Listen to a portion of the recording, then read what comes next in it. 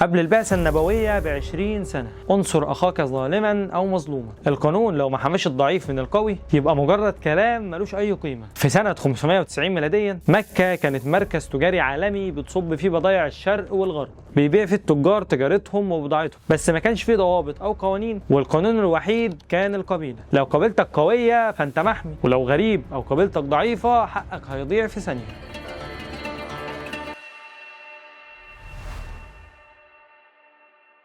وحكايتنا النهارده بتبدأ بتاجر غريب عن مكة، بسيط جدا، شايل بضاعته وجاي يبيعها في مكة، والحقيقة انها كانت بضاعة غالية جدا، تعب في جمعها وقطع بيها آلاف الأميال بين اليمن ومكة في حر الصحراء عشان يرجع لولاده بلقمة عيش. والتاجر ده اللي هو الزبيدي من قبيلة زبيد اليمنية. وفي وسط المركز التجاري يظهر له واحد من أقوى وأشرس سادة قريش، العاص ابن وائل السهمي، والد الصحابي عمرو بن العاص. وعشان تعرف ازاي كان من أقوى سادة قريش وقتها، الراجل ده ما كانش مجرد راجل غني، ده كان من أدهى وأشرس سادة قريش. والعاص كان معروف عنه الجبروت، ولقبه كان الأبطر، وكان من أكثر الناس اللي وقفوا ضد النبي صلى الله عليه وسلم. والعاص كان بيتمتع بنفوذ قوي لأنه من بني سهم، ودول كانوا المسؤولين عن الأموال والقضاء في قريش، يعني هو الخصم وهو اللي في ايده المفاتيح. ونرجع للتاجر بتاعنا، يطلب منه العاص يشتري البضاعة، ولما يجي وقت الحساب يبص للتاجر ببرود ويقول له فيما معناه مالكش حاجة عندي، ويرفض يديله ثمن البضاعة بتاعة التاجر. ولما التاجر اتوسل له ورجع يطلب حق البضاعة مرة تانية، العاص بن وائل رد عليه بضحكة استهزاء وقال له ارحل عن مكة فلا حق لك عندنا. يعني راجل بسيط عفرت الطريق مالية هدومه وتعبه شاهد على المسافة اللي قطعها من اليمن لمكة علشان لقمة عيشه، وبرغم ان حواليه الالاف من الناس بس حاسس انه في صحراء مهجورة، بس عينه بتلف على حد ينجده او يساعده. وقرر التاجر اليمني يلف على بيوت سادة قريش بيت بيت يمكن حد يساعده. بس الرد كان مفاجأة أكتر من السرقة نفسها. معظم الناس خافت إنها تخش في خلاف مع العاص بن وائل، وده ببساطة لأنهم ما يقدروش يخسروا تحالفهم معاه. والحقيقة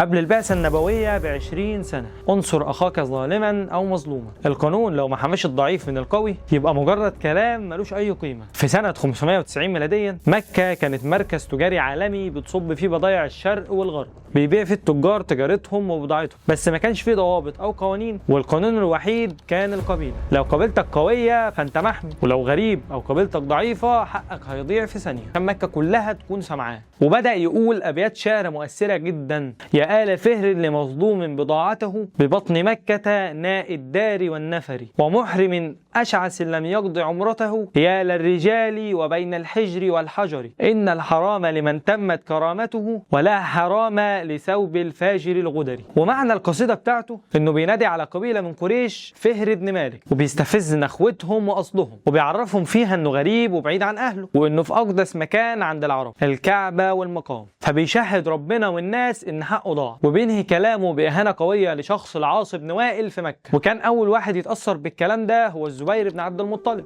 عم النبي صلى الله عليه وسلم، ولأنه كان إنسان قوي رد وقال ما لهذا مترك، يعني الحكاية دي مش هتعدي بالساهل. وبدل ما تكون خناقة قبائل اتحولت لثورة أخلاقية، واجتمعت أقوى قبائل قريش في مكان واحد، واجتمعوا في دار عبد الله بن جدعان. طيب ليه الدار دي بالذات؟ لأن عبد الله كان من أثرياء مكة ومشهور بالكرم وبابه مفتوح للكل، كريم لدرجة إن مائدته ما كانش بيخلص منها الأكل. ويقعد السادة وبدأ يحط قواعد أو الحلف إنساني في الجزيرة العربية، وفعلا يجتمعوا في دار عبد الله بن جدعان ويقرروا إن أي حد يظلم في مكة سواء كان من أهلها أو غريب عنها الكل يقف ضده لحد ما يرجع الحق. وتتسمى المعاهدة اللي اتفقوا فيها دي باسم حلف الفضول. والروايات بتقول إن هم استرجعوا ذكرى حلف قديم عملوه 3 من قبيلة قديمة، وال3 كان اسمهم الفضل، فتعاهدوا إن هم يكملوا مسيرة الفضل ويرجعوا العدالة اللي ضاعت، أو لأنه حلف يهتم بفضول الحقوق يعني أدق تفاصيلها، ويستخدموا وعاء في مية وتغمس القبائل اللي موجودة في المعاهدة إيديهم فيه تعبيرا عن الطهارة. وفي روايات تانية إنهم استخدموا الملح والماء عشان القسم ما يبطلش أبدا. والله ألا يجدوا بمكة مظلومة من أهلها أو من غيرهم من سائر الناس إلا قاموا معه وكانوا على من ظلمه حتى ترد عليه مظلمة. والقسم ده غير موازين القوة في لحظة. العاص بن وائل فجأة لقى نفسه في مواجهة مكة كلها، واضطر وما لقاش قدامه حل غير إنه ينصاع ويرجع حق التاجر الزبيدي بالكامل. والقسم ده ما كانش مجرد قعدة إرادة صلح عابرة. ده كان أول إعلان رسمي لحقوق الإنسان في مكة، وإن العدالة تطبق على الكل.